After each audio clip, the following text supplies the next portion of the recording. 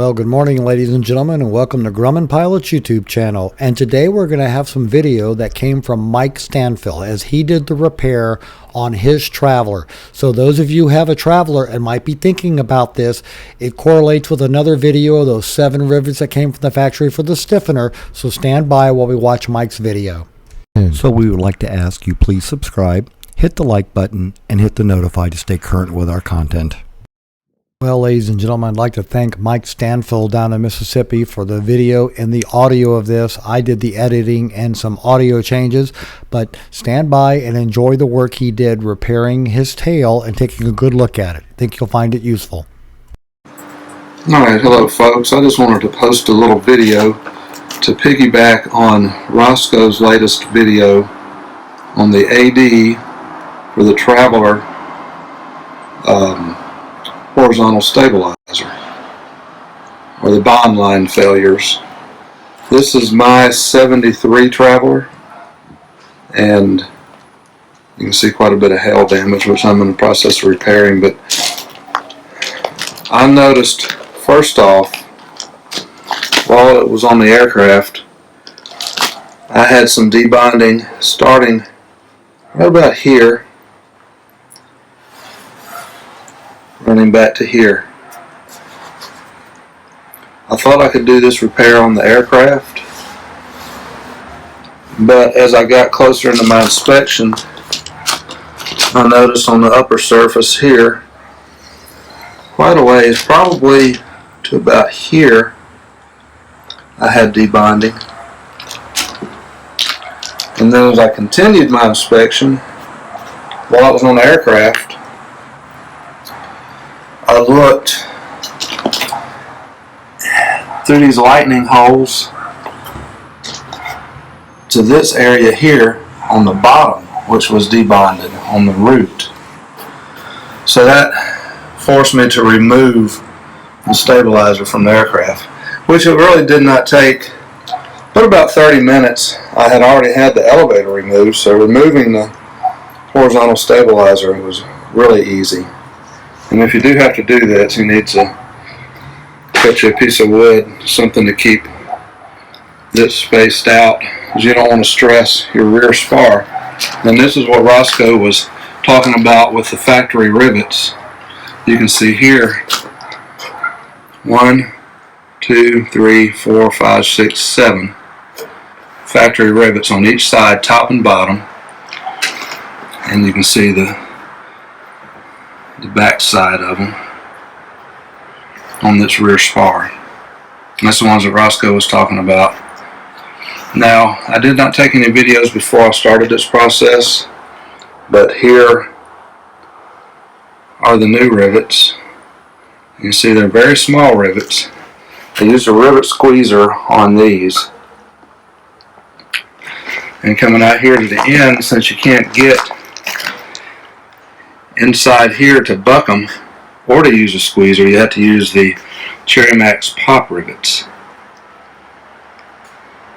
which were a little bit more difficult in my opinion because of the countersinking process on those much larger rivets.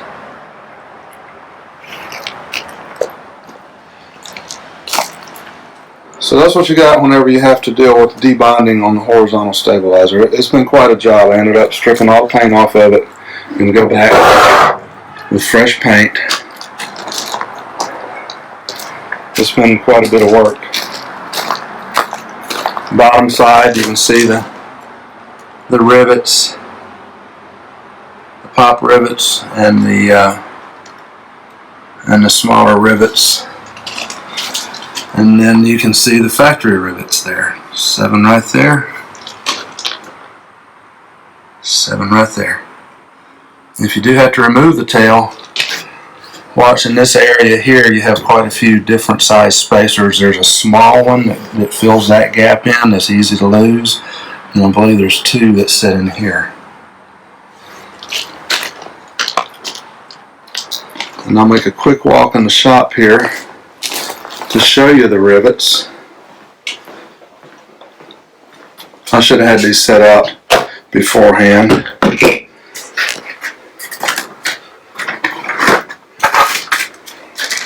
That's the pop rivet gun for the Cherry Max pop rivets.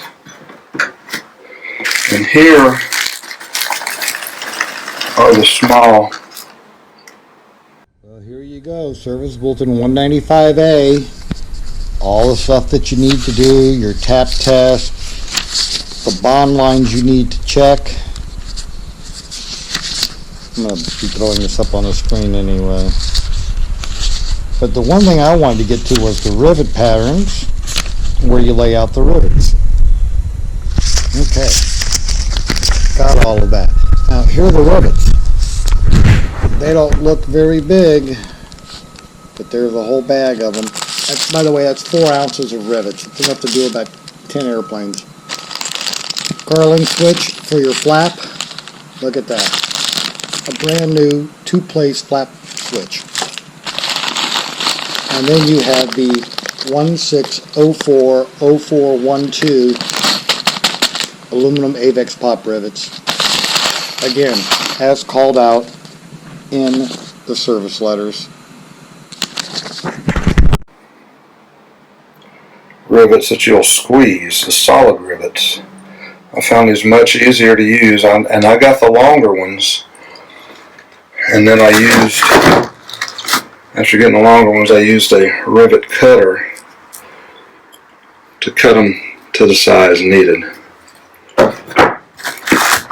And here is the rivet squeezer and 2 micro stop countersinks, one for the larger Cherry Max pop rivets and one for the smaller solid rivets. And that's something you need to be real careful as you're cutting. You don't want to cut away too much. And one last thing before I end this video. This rivet fan is wonderful. I don't know if I can spread it out one-handed or not. I can't. There it is, spread out. If you're going to do this job, spend $40. Get a rivet fan. So, ladies and gentlemen, we hope you found all of this about the horizontal tail repair useful and informative. Thanks for watching. Special thanks again to Mike Stanfill for sending me the video. Thanks for watching and have a great day flying your Grumman. So you've met Freckles, our cat supervisor, but here are the new cats destroying the Avery Island Tabasco pepper that sits by her back door.